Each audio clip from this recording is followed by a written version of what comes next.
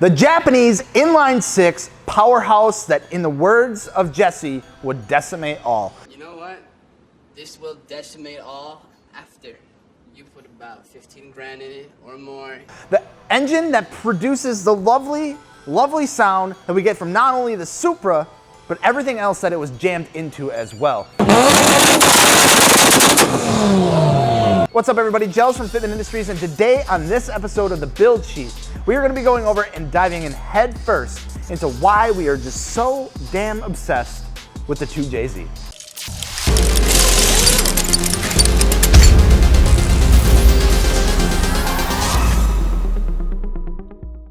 That intro is so killer. I love it. It gets me pumped every time. Anyway, don't forget to subscribe. Wheels, tires, suspension, fitmentindustries.com. And don't forget, we're doing a wheel giveaway for the month of July with Koenig wheels. Easiest way to enter, pick up this awesome shirt, fitmentindustries.com. You can check the link in the description below after the video. The Toyota 2JZ GT-E was born in Japan in 1991 with the sole reason of being developed to compete with Nissan's twin-turbo monster. You may have also heard of it, the RB26DE TT. Contrary to what you might expect, the 2JZ did not get its start in the legendary Toyota Supra. In fact, it saw its first uses in the Toyota Aristo in the early 1990s. Or for those of us in the States, we would know them as the Lexus GS300.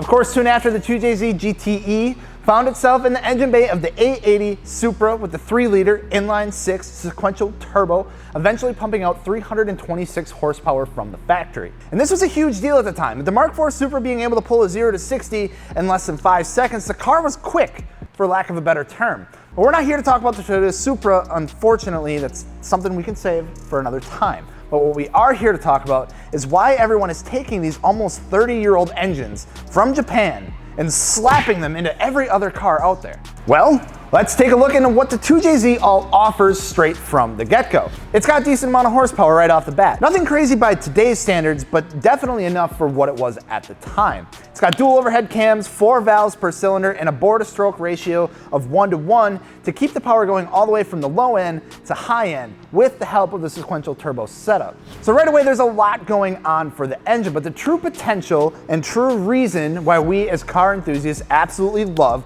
the 2JZ is because of its capability to be tweaked and tuned and straight up take an absolute beating while pushing out some pretty insane horsepower numbers. Now, I don't have to tell you that. You know that the 2JZ can be an absolutely insane engine. You've seen the videos. You probably more than likely have seen it in person. One of the reasons why these engines got to be and still are so damn popular is because they can withstand an insane amount of power while maintaining a stock bottom end.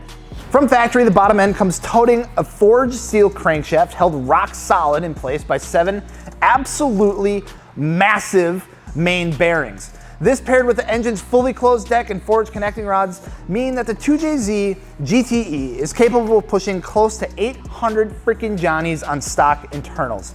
This is without a doubt one of the main reasons why a lot of people took the 2JZ when they're looking to swap an engine and are looking to make a very decent amount of power without a ton of work actually being done to the engine itself. Which brings us to the second reason why it is such a damn popular platform. It's the ability to raise those horsepower numbers without a huge amount of modifications, simply by replacing the sequential turbo setup with one massive spoolie boy, adding a good free-flowing exhaust and intake, upgrade the cooling to make everything nice and cool and happy, throw on some bigger injectors, give it a good tune, and bang, boom, there you have it. And those are just some of the more common modifications that are usually done to these engines. Now, of course, you can go all out. You can there are stroker kits out there available. You can go overboard. You can do a whole bunch of stuff to it, but those are the most common things that'll get you a really decent bump and increase in power. And if you want to play big boy games and pay big boy prices, you can bump these things up into the quadruple digits if you're willing to, like I said, pay the price, but also start messing with the bottom end. So it's a strong engine. It can take a beating. For the most part, it's easily upgradable. They sound incredible, 2-step, flames, all that cool stuff. And it's like everything you need to make like a wicked drag or drift car. Again, I don't need to tell you that 2JZ swaps are insanely common. Like that should not come as a surprise. But when we see them in literally everything, in fact, like I challenge you right now to comment down below a car that you think no one has 2JZ swapped before. Because chances are, after a quick Google search, not only are there pictures of the completed swap, but multiple write-ups and about like 10 different sources explaining step by step how to do it with a complete like part list of everything that you'll need to do it.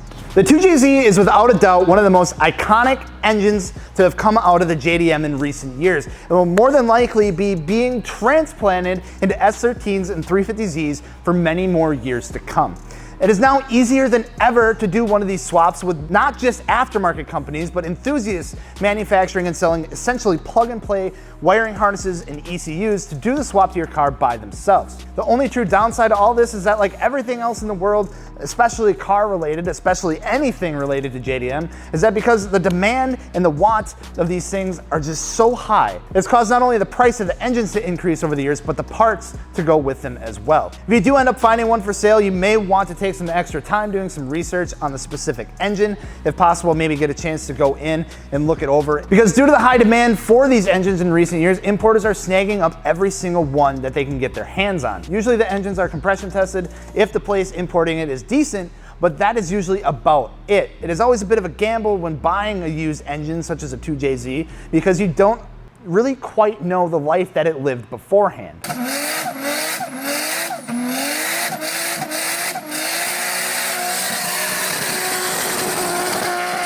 We expect these engines to continue being the go-to choice of engine swaps for anyone looking to upgrade the engine in their drift car or want their FRS to actually scare the absolute shit out of them when they drive it for quite a few more years to come.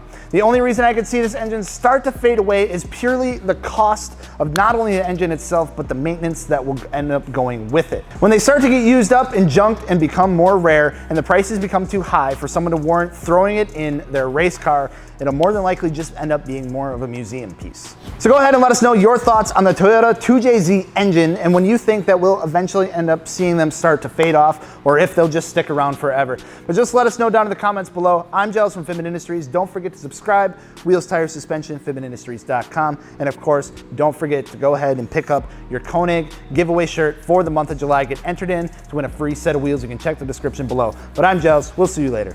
Peace.